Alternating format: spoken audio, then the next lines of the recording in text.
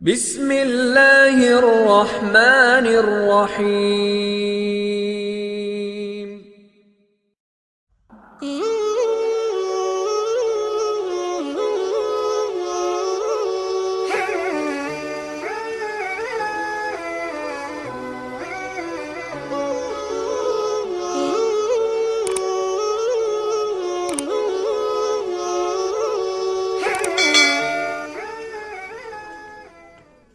مستدرک للحاکم حدیث نمبر 2071۔ حضرت عبداللہ بن عباس رضی اللہ تعالی عنہما سے روایت ہے کہ حضرت عثمان بن عفان رضی اللہ تعالی عنہ نے نبیوں کے سلطان سرور ذیشان صلی اللہ تعالی علیہ وآلہ وسلم سے بسم اللہ الرحمن الرحیم کی فضیلت کے بارے میں سوال کیا تو اللہ کے محبوب صلی اللہ تعالی علیہ وآلہ وسلم نے فرمایا، یہ اللہ پاک کے ناموں میں سے ایک نام ہے اور اللہ پاک کے اسم اعظم اور اس کے درمیان ایسا ہی قرب یعنی ایسی نزدیکی ہے جیسے آنکھ کی سیاہی اور سفیدی کے درمیان۔ تفسیر در منصور میں لکھا ہے کہ آقا علیہ الصلوۃ والسلام نے فرمایا، جو بھی اہم کام بسم اللہ الرحمن الرحیم کے ساتھ شروع نہیں کیا جاتا وہ ادھورا رہ جاتا ہے۔ حضرت علامہ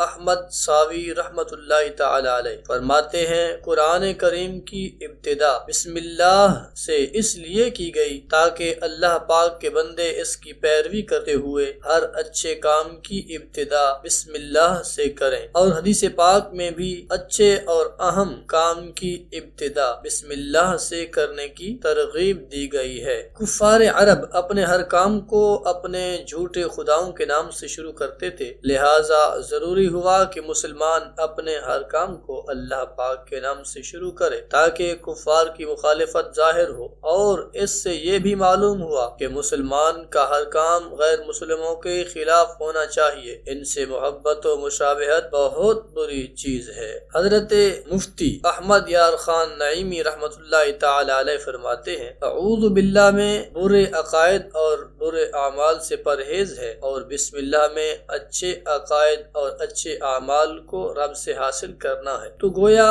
اعوذ باللہ پرہیز کے لیے تھا اور یہ بسم اللہ علاج ہے، اور پرہیز علاج پر مقدم ہے، یعنی پہلے ہوتا ہے۔ پہلے بیماری کو دفع کرو پھر مقویات کا استعمال کرو، لہٰذا اعوذ باللہ پہلے پڑھو اور بسم اللہ بعد میں۔ تفسیر روح البیان میں یہ حدیث قدسی ہے، جس نے ایک بار بسم اللہ الرحمن الرحیم کو الحمد شریف کے ساتھ ملا کر یعنی بسم اللہ الرحمن الرحیم الحمد للہ رب العالمین ختم سورت تک پڑھا تو تم گواہ ہو جاؤ کہ میں نے اسے بخش دیا، اس کی تمام نیکیاں قبول فرمائیں اور اس کے گناہ معاف کر دیے، اور اس کی زبان کو ہرگز نہ جلاؤں گا، اور اس کو عذاب قبر، عذاب نار، عذاب قیامت اور بڑے خوف سے نجات دوں گا۔ تو میرے پیارے بھائیو، غیبت اور گناہوں سے بھری باتوں سے رشتہ توڑیے اور اللہ پاک کی یادوں میں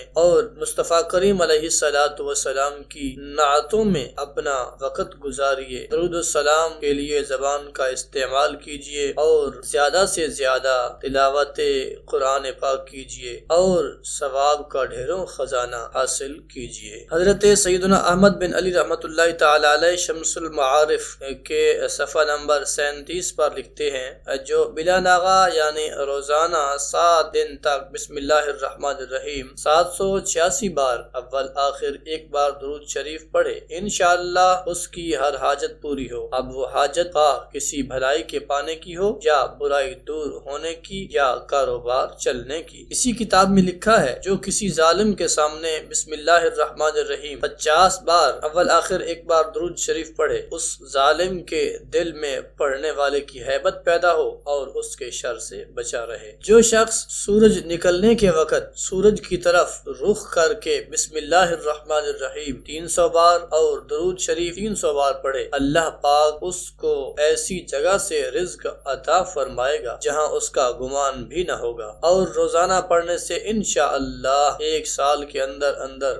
امیر و کبیر یعنی بڑا مالدار ہو جائے گا۔ اسی کتاب میں لکھا ہے کن ذہن اگر بسم اللہ الرحمن الرحیم 786 بار اول آخر درود پاک پڑھ کر پانی پر دم کر کے پی لے تو انشاءاللہ اس کا حافظہ مضبوط ہو جائے اور جو بات سنے یاد رہے۔ بسم اللہ الرحمن الرحیم کاغذ پر 35 بار اول آخر ایک بار درود شریف لے کر گھر میں لٹکا دیں، انشاءاللہ شیطان کا گزر نہ ہو اور خوب برکت ہو۔ اگر دکان میں لٹکائیں تو انشاءاللہ کاروبار خوب چمکے۔ اسی کتاب میں لکھا ہے کہ جس عورت کے بچے زندہ نہ رہتے ہوں وہ بسم اللہ الرحمن الرحیم 61 بار لکھ کر یا لکھوا کر اپنے پاس رکھے، چاہے تو موم جامہ یا پلاسٹک کوٹنگ کر کے کپڑے ریگزین یا چمڑے میں سی کر گلے میں پہن لے یا بازو میں باندھ لے، انشاءاللہ بچے زندہ رہیں گے۔ بخاری شریف میں حدیث نمبر 5623 ہے کہ گھر کا دروازہ بند کرتے وقت یاد کر کے بسم اللہ الرحمن الرحیم پڑھ لیجئے، شیطان سرکش جنات گھر میں داخل نہ ہو سکیں گے۔ کاروبار میں جائز لین دین کے وقت یعنی جب کسی سے